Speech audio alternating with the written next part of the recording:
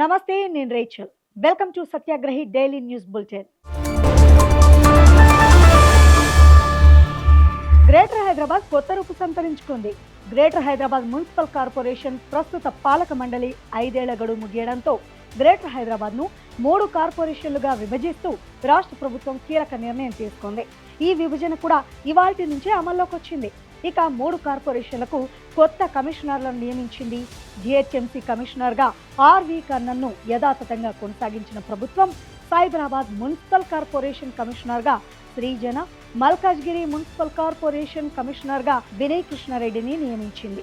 మరోవైపు 3 కార్పొరేషన్లకు ప్రత్యేక అధికారిగా సీనియర్ ఐఏఎస్ జయేష్ రంజన్ను నియమిస్తూ నిర్ణయం తీసుకుంది రాష్ట్ర ప్రభుత్వం. మున్సిపల్ ఎన్నికల్లో గందరగోళం నెలకొంది. బ్యాలెట్ పేపర్లపై సీరియల్ నెంబర్లు మారడం గందరగోళానికి దారితీసింది. మహబూబ్ నగర్లోని 45వ డివిజన్లో ఓటర్లకు ఇస్తోన్న బ్యాలెట్ పేపర్లపై సీరియల్ నెంబర్లు మారాయి. దీన్ని గుర్తించిన అభ్యర్థులు ఆందోళనకు దిగారు. నామినేషన్ల ఉపసంహరణ తర్వాత అధికారులు ఇచ్చిన బ్యాలెట్ నమూనా ఒకలా ఉంటే పోలింగ్ రోజు మరోలా ఇస్తున్నారని ఆవేదన వ్యక్తం చేశారు.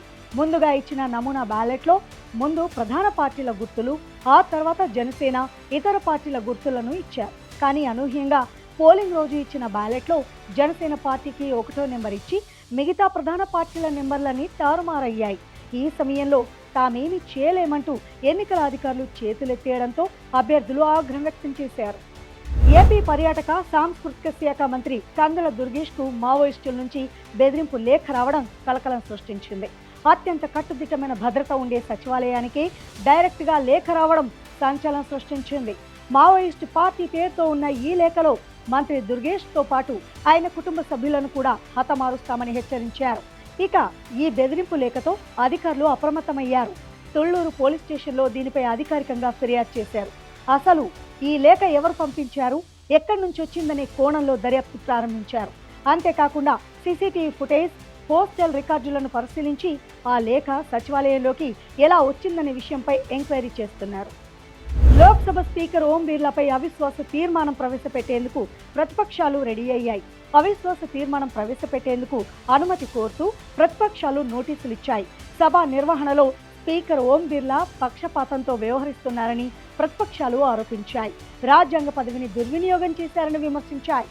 ఈ మేరకు కాంగ్రెస్, సమాజ్వాదీ పార్టీ సహా ఇతర ప్రతిపక్షాల తరపున ఎంపీ గౌరవ్ గొగోయ్ లోక్సభ సెక్రటరీకి నోటీసులు అందజేశారు. ఫిబ్రవరి 2న రాష్ట్రపతి ప్రసంగానికి ధన్యవాదాలు తెలిపే తీర్మానంపై చర్చ సందర్భంగా తన ప్రసంగాన్ని పూర్తి చేయడానికి ప్రతిపక్ష నాయకుడు రాహుల్ గాంధీకి అనుమతించలేదని వారు ఈ నోటీసులో పేర్కొన్నారు. మరోవైపు అవిశ్వాస తీర్మానంపై చర్చ చేపట్టేంత వరకు సభకు హాజరు కాకూడదని నిర్ణయం తీసుకున్నారు speaker Om Birla.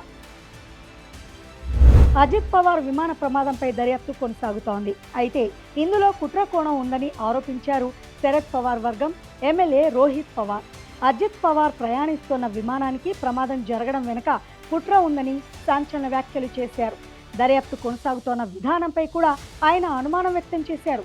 Party senior నాయకులకు విమాన ప్రమాద ఘటనపై దర్యాప్తు ముఖ్యం కాదని, అధికారంలో కొనసాగడమే వారికి ముఖ్యమని కామెంట్ చేశారు రోహిత్ పవార్. ఆ రోజు పైలట్లుగా ముందు 2ని నియమించిన అధికారులు ఆ తర్వాత చివరి నిమిషంలో మరో పైలట్కు బాధ్యతలు అప్పగించారని చెప్పారు. టాలీవుడ్ స్టైలిష్ స్టార్ అల్లు అర్జున్ మరోసారి వార్తల్లో నిలిచారు. పాడ్కాస్ట్ లో ఇటీవల ఓ మహిళ చేసిన వ్యాఖ్యలు కలకలం రేపాయి. అల్లు అర్జున్ ని కలవాలంటే 42 రకాల రూల్స్ లో ఒక ప్రోటోకాల్ ఉంటుందని ఆ మహిళ చేసిన వ్యాఖ్యలు వివాదాస్పదంగా మారాయి. కళ్ళల్లోకి నేరుగా చూడొద్దు, షేక్ హ్యాండ్ ఇవ్వొద్దు, పర్మిషన్ లేకుండా మాట్లాడకూడదు, కలవకూడదు అంటూ ఒక పెద్ద లిస్టే ఉంటుందని ఆమె కామెంట్ చేసింది.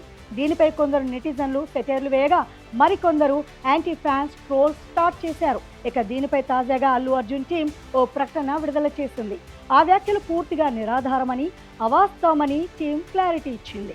అల్లు అర్జున్ ఎప్పుడూ అందరి పట్ల గౌరవంగా, హుందాగా ప్రవర్తిస్తారని వివరించారు. ఈ తప్పుడు ఆరోపణలను తీవ్రంగా పరిగణిస్తున్నామని, బాధ్యులపై చర్యలు తీసుకుంటామని హెచ్చరించింది అల్లు అర్జున్ టీం. తనకంటూ ప్రత్యేకమైన గుర్తింపు తెచ్చుకున్న మాస్ కా దాస్ విశ్వక్ సేన్ మరో సినిమాతో ప్రేక్షకుల ముందుకు రానున్నాడు. జాతిరత్నాలు ఫేమ్ అనుదీప్ దర్శకత్వం వహించిన ఫంకీ సినిమాతో మరోసారి ప్రేక్షకులను అలరించేందుకు సిద్ధమయ్యాడు. కొన్నేళ్లుగా అతనికి హిట్ సినిమా లేకపోవడంతో ఈ సినిమాపై విశ్వక్ సేన్ భారీ ఆశలు పెట్టుకున్నాడు. కయదు లోహ ఈ సినిమాలో హీరోయిన్ గా నటిస్తోంది. ఇక ఈ సినిమా ఈ నెల 13న విడుదల కానుంది. టీమిండియాకు మరో భారీ షాక్ తగిలింది. విధ్వంసక బ్యాటర్ అభిషేక్ శర్మ ఆసుపత్రి పాలయ్యాడు. స్టమక్ ఇన్ఫెక్షన్ తో ఇబ్బంది పడిన ఈ యువ బ్యాటర్ ను టీమిండియా మేనేజ్మెంట్ ఆసుపత్రిలో చేర్పించింది. అంతకుముందు అమెరికాతో మ్యాచ్ సందర్భంగా కూడా అభిషేక్ శర్మ ఆరోగ్యం సరిగా లేదని తెలిసింది. అయినా సరే మ్యాచ్ ఆడడంతో ఆరోగ్యం మరింత క్షీణించినట్లు సమాచారం. దీంతో నెక్స్ట్ నమీబియాతో జరిగే మ్యాచ్లో అభిషేక్ శర్మ ఆడేది అనుమానంగా మారింది. ఈ మ్యాచ్కు అభిషేక్ అందుబాటులోకి రాకపోతే అతడి ప్లేస్లో సంజు శాంసన్ ఓపెనింగ్ చేయనున్నాడు. T20 వరల్డ్ కప్ లో ప్రతి టీంని గాయాలు వేధిస్తున్నాయి.